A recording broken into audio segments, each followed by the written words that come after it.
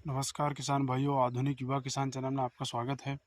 और आज हम एक समस्या पे बात करने वाले हैं जो कि इस वर्ष मूंग की फसल में हमें दिखाई दे रही है। वो है एक इल्ली की समस्या, जिसे हम तना छेदक या गड़ल बिटल कह सकते हैं।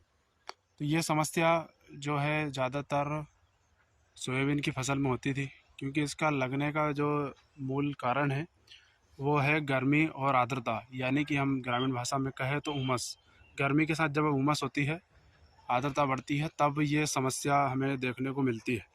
और इसका प्रकोप इतना खतरनाक होता है कि जो मूंग की फसल है उसमें पूरी फ्लावरिंग वो ख़त्म कर देती है।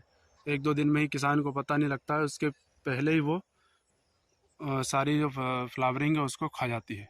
तो ये समस्या ज़्यादातर सोयाबीन में जो तना छेदक होता है वो उसके कारण होता था।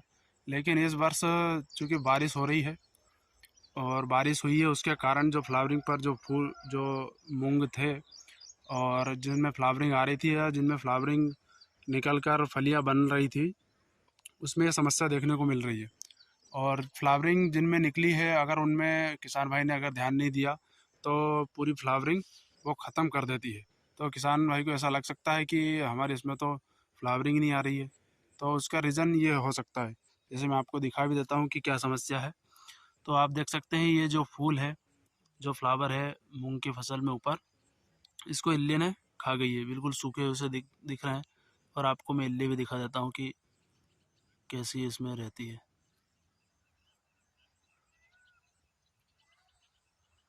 तो आप देख सकते हैं, ये इसमें ये बैठी है इल्ली।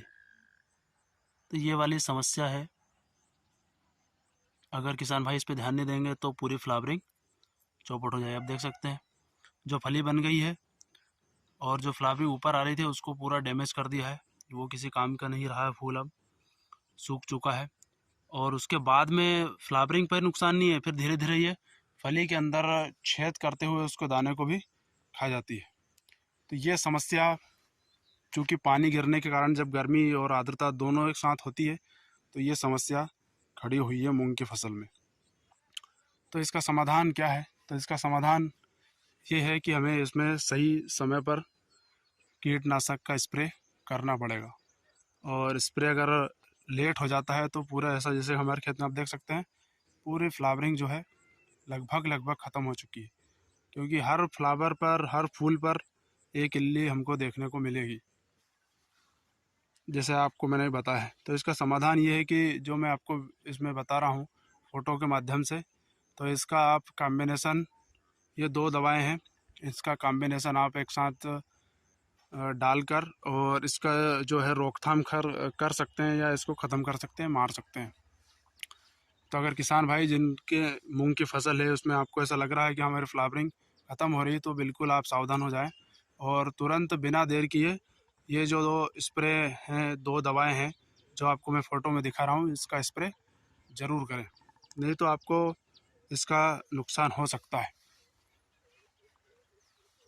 यह हमारी वेराइटी थी सीखा, इसमें फ्लावर ऊपर ऊपर के सारे डैमेज हो चुके हैं। क्योंकि जो फली बन गई है वो फ़िलहाल तो ठीक है, लेकिन अगर फ्लावर के बाद में वो फली पे आ जाएंगी और फली को भी खाने लग जाएंगी। इसलिए समय से उसका स्प्रे करना ज़रूरी है।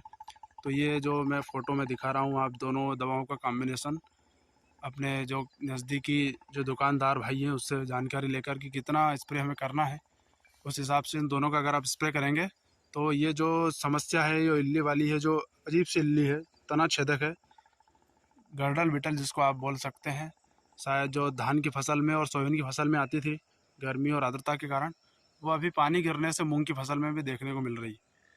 तो इसका स्प्रे करके आप अपनी फसल को बचा सकते हैं और आप नुकसान होने से अपनी फसल को जो घाटा है वो उसको कम कर सकते हैं। तो ये जानकारी थी। जिस भी किसान भाई के पास ये जानकारियाँ पहुँचती हैं वो अगले किसान भाई को ज़रूर फॉरवर्ड करे, ताकि किसी किसान भाई का भला हो सके और समय से ही उपचार हो सके। इसके साथ एक सावधानी और रखनी है कि बाकी जो दवाएं हैं, ये जो मैं दवा बता रहा हूँ, इससे ही इसका प्रकोप जो है कम हो सकता है। अगर आप किसी अन्य दवाओं का उपयोग करेंगे तो उसमें कोई बेनिफिट नहीं मिलने वाला है। जैसे कि हमने कोराजन का स्प्रे करा था, उससे भी इल्ली नहीं मरी। इसके बाद में एम्प्लीको का करा था कुछ प्लॉट में, उससे भी नहीं मरी। एक डबल पावर जो आती है उससे भी इल्ली नहीं मरी। तो बाकी जो सारी दवाएं हैं, जैसे शिव शक्ति की जुपिटर है, उसका भी कोई इस पर रिजल्ट नहीं आता। तो ये जो दवाएं हैं, इसका आप स्प्रे करेंगे तो उससे कुछ आपको फ़ायदा नहीं होगा।